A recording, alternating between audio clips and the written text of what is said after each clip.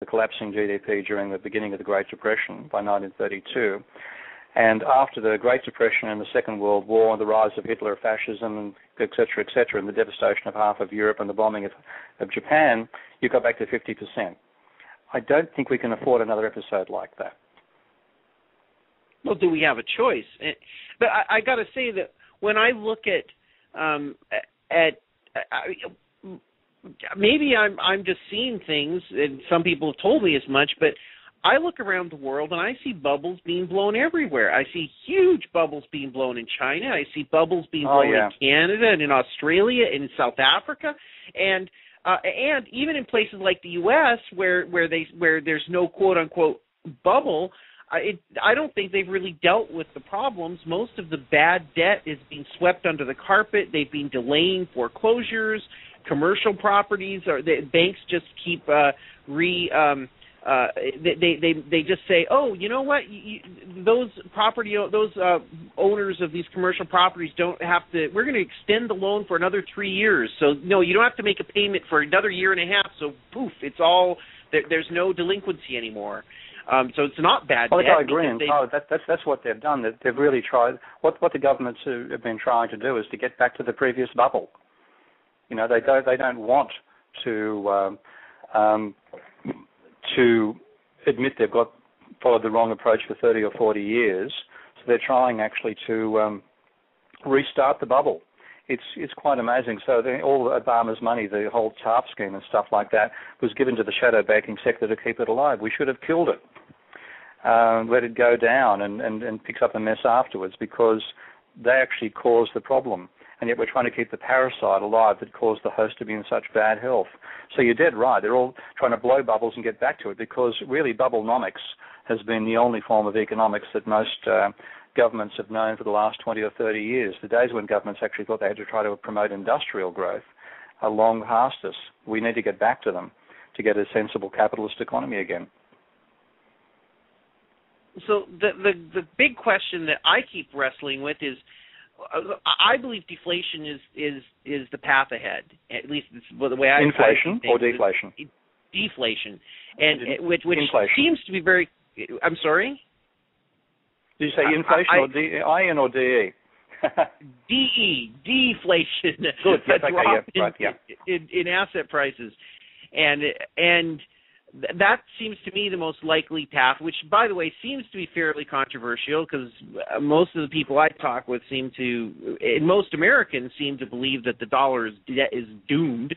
But that aside, given my worldview that deflation is what I see ahead, the big question I keep wrestling with is, well, does that mean we could be facing a multi-decades journey like Japan with dribbling deflation, with maybe a year and a half time spans where things seem to recover somewhat, only then to drop to lower levels, but never some huge dramatic drop of huge values in like a crash like 1929 in the stock market, or the other alternative is, could we see some really punctuated periods, events where, wow, in a span of a month or two, we see asset values just crumble? I think we'll see some crumbling of asset values again. I'm in your camp on the deflation front, by the way. So I think deflation is more likely than inflation. But there's a lot of curlies about it at this time, which have to be noted. So back in the 1930s, this is the only other time that's comparable to now, was the 1930s, and you had prices falling by 10% per annum for the first 2 years of the Great Depression, and that's why the debt level blew out so much, because deflation actually reduced the GDP, nominal GDP, so much the debt levels, even though debt was being reduced in nominal terms, it rose in terms of its ratio to GDP. So deflation was the rule back then. But they didn't have to worry about global warming and peak oil and potentially the sudden rise of closer to full employment in China, meaning a dramatic increase in China's wages and therefore driving up the cost of goods whose prices have been deflated by the last 30 years for cheap wages. So there's all sorts of curly issues here, which could mean that what would almost always lead to deflation could actually have some inflation in it. The other factor that has to be considered is that even though the government doesn't have anything like the control over the money supply that they convince themselves they do, nonetheless Bernanke showed he's quite capable of throwing $1 trillion of money at the system, and that, when it was done back in 2008, that turned a rate of deflation of 2%.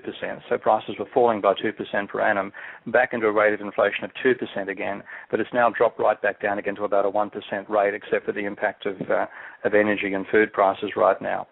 What they call core inflation is running at about 0.1% per month. But overall, I think that the weight of a debt deflation, of a debt crisis like this, is to cause people to have really bad cash flows because consumers can't spend anymore, and everybody's trying to cut back on investment as well. So turnover drops at retailers, and retailers cut their margins trying to hang on to part of the market for themselves. But by cutting the margin, of course, they all do the same thing. Less cash comes in general, and you start seeing the debt levels don't fall as much as people are trying to drive them down by, but prices do fall. So I think that's the general milieu we're going to be in. Now, that'll be punctuated by the government trying to rescue it by pumping large amounts of money in, never pumping in enough to actually cause genuine inflation. If you want to actually cause inflation and really get rid of the problem in one go, there'd be nothing stopping Bernanke printing, and this is not a joke, $20 trillion and putting it in people's bank accounts. There's nothing to stop them doing that whatsoever. Technically, it's quite easy to do that. And that would halve the level of debt in America overnight if people use it to pay their debts down, or it could cause one hell of a boom of people going out and spending and driving up prices again. So it's feasible to do that. But because they regard inflation as a total anathema, this is neoclassical economists in general, they'll always refrain from doing that. So they'll be a bit like Japan, where they do a bit but not enough, cause a bit of inflation, relax, and it goes back into deflation again because they don't understand what's really driving the whole thing down as the level of private debt that they're all busily ignoring. So I therefore expect something like the Japanese situation.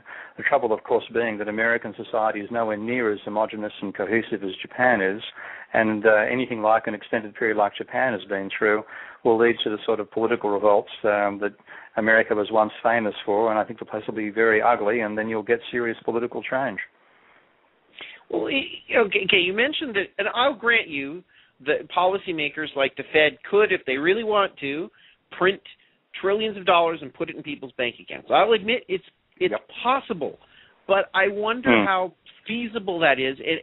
And on this basis, I wonder about this: if the government, the U.S. government, frankly any government in the world, was to take some incredibly drastic action, as you were mentioning, of printing huge gobs of money and putting them in people's bank accounts, that I would have to imagine that would be an incredibly dire sell signal to anybody holding that nation's debt, and that would lead almost overnight to people dumping that nation's debt. And that almost itself could be deflationary because if with everybody dumping the debt, that would drive. That itself could cause a run on currency because everybody is having cash. I think it certainly would. I mean, the irony for America is that is only a problem for your country if your debt's denominated in the currency of another country. Because if people dump American debt, it means that you've got American debt sold for less American dollars, and it doesn't really affect the capacity to pay that debt at all for the Americans who actually have to service it. In fact, if there's inflation caused by back in America, they can service that overseas debt more easily. So America's in a bizarre situation where, because it's the reserve currency, it could actually do something like that and get out of it. What will stop them is that would be a bit like an economist committing harakiri. They don't like cutting out their own guts. But to actually do that would be a total admission of failure, and I therefore don't think it'll actually happen. So even though it's feasible, I think politically the likelihood of it happening is almost zero. So what we're more likely to see is a long period of deflation with tiny little spurts of inflation. But such a policy would also lead to a devalue. If everybody was dumping U.S. Treasuries, that would, I mean, as much as foreigners hold U.S. Treasuries, there still are a lot of American institutions that do, and they would be hurt mortally. I mean, a lot of banks and financial institutions and so on in America would be hurt significantly if U.S. Treasuries the balance sheets of the banks would be. I mean, I still expect we're going to see plenty of financial crises coming our way, whatever else is done, because people are trying to sweep this whole thing under the carpet and hope to get back to business as usual, when business as usual involved in totally unsustainable growth in private debt, financing speculation rather than investment. We can't get back to that business as usual, so we have to go through some form of cleansing, whatever form it takes, and that has to involve, writing the financial sector off and starting all over again. So all the attempts to keep it going are simply likely to give us a different form of crisis down the road. And I think people should be getting used to this now, because this crisis began back in 2007, and what are we now doing? We're talking about a different form of crisis. Now it's Ireland, now it's Portugal, next it'll be Spain, then it'll be the American states, then it'll come back to Obama again. We're in permanent crisis mode, and that should point out to people that we have to do something fundamentally different to get out of the problem. And so far, everything that people are thinking about, including the idea of printing large amounts of American money to get rid of the debt that way, also I think would be counterproductive. What we really have to do is abolish the debt and get the banking sector to put it back in its box again. Now, on that note, Steve, thank you so much for joining us today. It's been just fascinating talking with you. Would you mind telling our listeners where they can go to find your blog? Yeah, for sure. I'll give you two things. My blog is it's called Steve Keen's Debt Watch, but in fact the actual URL is www.debtdeflation, all one word, debtdeflation.com/blogs, blogs, plural. That's the main thing I write through. I have another website as well called debunkingeconomics.com, debunking economics written as one word. That's in a bit of abeyance right now, but I'm writing a second edition of the book. Hopefully they'll be out by September, and once that's out, Debunking Economics will become alive again as well. I'd be delighted to have people join the conversation there. The Debt Deflation blog has gets about 50 to 60,000 readers a month, unique readers, and has about 8,500 to 9,000 members. So it's a good place for an intelligent discussion. Wonderful, and I will put the links up when I post the podcast or the recording of our show. And that's great. I wish you all the best, Steve, and thanks again. You're welcome. Okay, bye.